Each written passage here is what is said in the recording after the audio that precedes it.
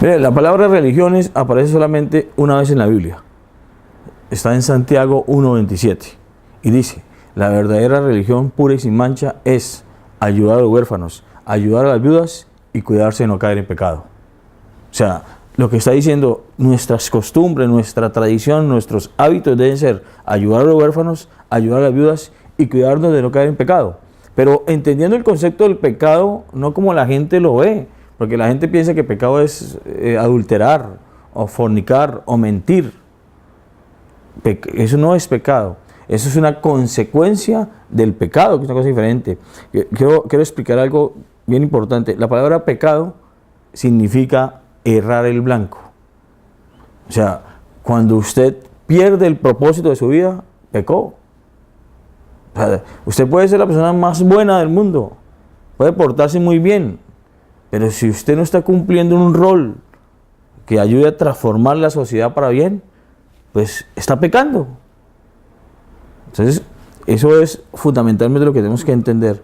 Entonces, claro, cuando uno pierde el propósito, pues necesariamente cae en las vanidades y eso es lo que hace que actos pecaminosos sean resultados de nuestra vida.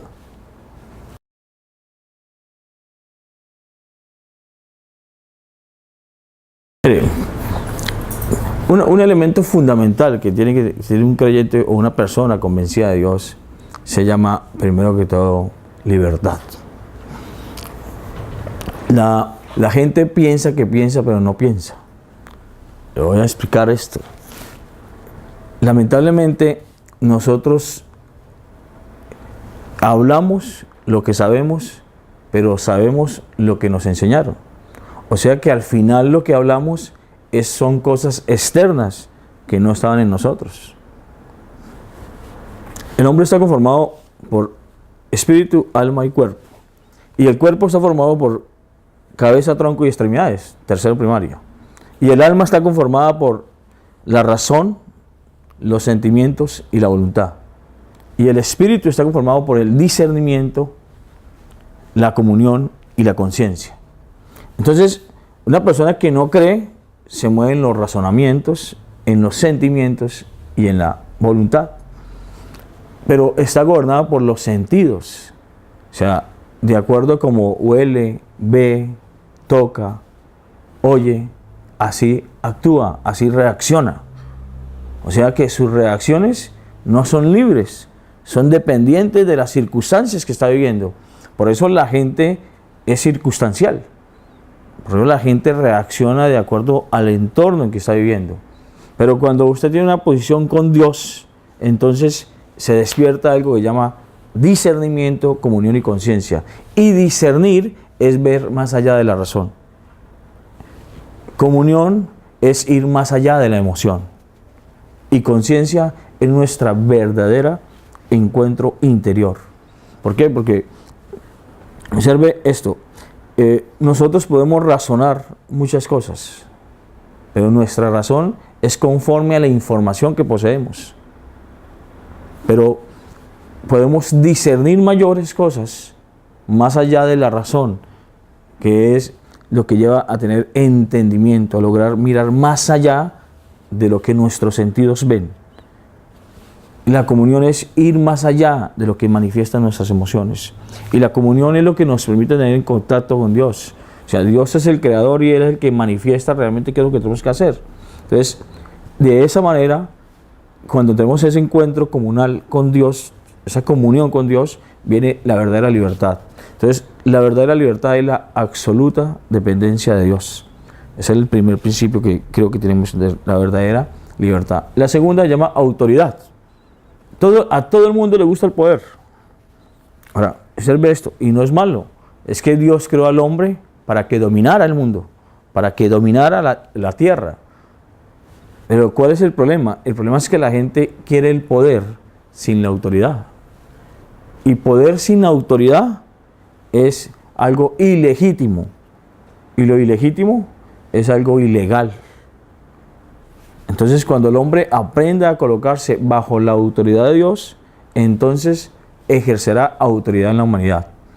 Imagínese usted una tractomula por el malecón a toda, y una viejita de 65 años, 70 años, con el uniforme de guarda de tránsito, se para en la mitad con un pito y alza la mano. ¿La tractomula se para? Claro que se para. Y eso es un monstruo frente a una anciana. Pero ¿qué es lo que hace que la tractomula se pare de la anciana? No, el uniforme que porta. O sea, es la autoridad que le ha sido dada que hace que esos monstruos se paren. Entonces, cuando nosotros nos colocamos bajo la autoridad de Dios, los monstruos de las circunstancias, de los problemas, de las dificultades, van a tener que pararse delante nuestro y huir. Porque es Dios, es la autoridad de Dios en nosotros que se va a manifestar. Por eso, no le diga a Dios cuán grandes son sus problemas, sino dígale a sus problemas cuán grande es su Dios cuando está bajo autoridad. El tercer principio fundamental se llama fe. La fe es la fuerza del entusiasmo. La palabra entusiasmo significa en el nombre de Dios. La Biblia dice claramente que todo lo puedo en Cristo que me fortalece. Todo lo puedo en Cristo que me fortalece. Hay que tener certeza de lo que esperamos. Hay que estar convencidos de lo que no vemos. Si esperas lo que ves, nada esperas. Pero si esperas lo que no ves, pronto lo alcanzarás. Y es el mundo de lo invisible, el mundo espiritual que tiene que venir a hacerse realidad. Cuando nosotros tenemos fe, entramos a reconocer que existe un mundo espiritual por encima de un mundo natural. Ejemplo sencillo, Goliat era un tipo que medía más de 2 metros, era el general de los ejércitos de los filisteos y era un tipo experimentado en la guerra. David era un joven de 16 años que lo único que sabía era cuidar ovejas. En lo natural, ¿quién debe ganar la guerra? Pues debió ganar la Goliat en lo natural. Pero en lo espiritual, David era el hijo de Dios escogido para vencer el obstáculo que el pueblo de Dios tenía. Y Goliat significa que se cae de su peso. O sea, en el mundo espiritual venció, porque el mundo espiritual es mayor que el mundo natural. Entonces, cuando nosotros logramos entender que hay un mundo espiritual que puede gobernar por encima del mundo natural, entonces nuestra vida va a cambiar.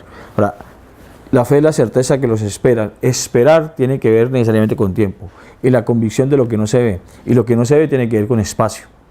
O sea, cuando nosotros logramos superar nuestra mente del tiempo y el espacio, hemos vencido todo lo que nos presente.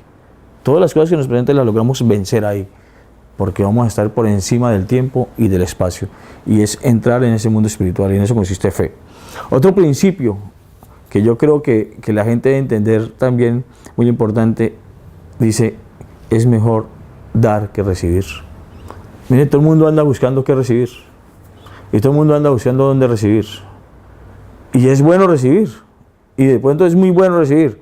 Pero es mejor dar que recibir. Entonces, cuando nosotros entramos en ese mundo del dar, eso es un mundo que uno se dedica ya a buscar dónde dar. Y por lo tanto, todo va a tener que venir. La Biblia tiene 2 señores. Y no es Satanás un señor. Un señor es Dios y el otro señor es el dinero.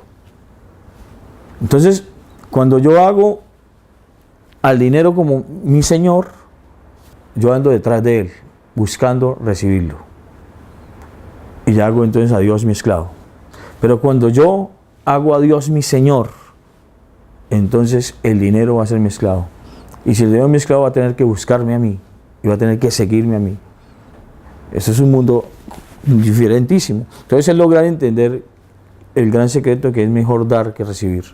Por eso la gente no logra entender cuando la gente dice que le quitan la plata en las iglesias. Porque el principio es mejor dar que recibir. Y el ejemplo más grande está en las grandes empresas. Si usted mira las grandes empresas, diezman muchos recursos. Usted no conoce un judío pobre. ¿Y cuál es el secreto de los judíos? Que ellos están dando antes que recibir. Ese es otro principio fundamental. Y creo que el quinto principio que viene a mi mente en estos momentos es la necesidad de el amor y la paz. Hay algo que dicen en las misas que a mí me llama mucho la atención. Siempre lo repiten en todas las misas. Dicen que Dios dio la paz por encima del entendimiento. La paz por encima del entendimiento. Y tener paz no significa estar todo el tiempo como bien.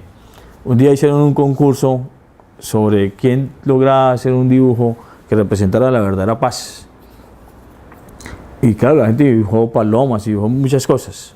Pero ganó una de un niño que dibujó una roca, una gran roca, y encima de la roca estaba un pajarito cantando y alrededor todo estaba destruido. Entonces, sin importar lo que pasó en las circunstancias, aquel que se paró sobre la roca no perdió su canto. Esa es la verdadera paz.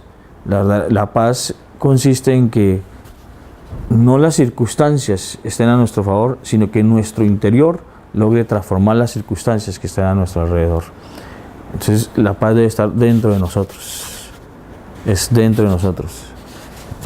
La Biblia dice que había un hombre que estaba en el hoyo de la desesperación.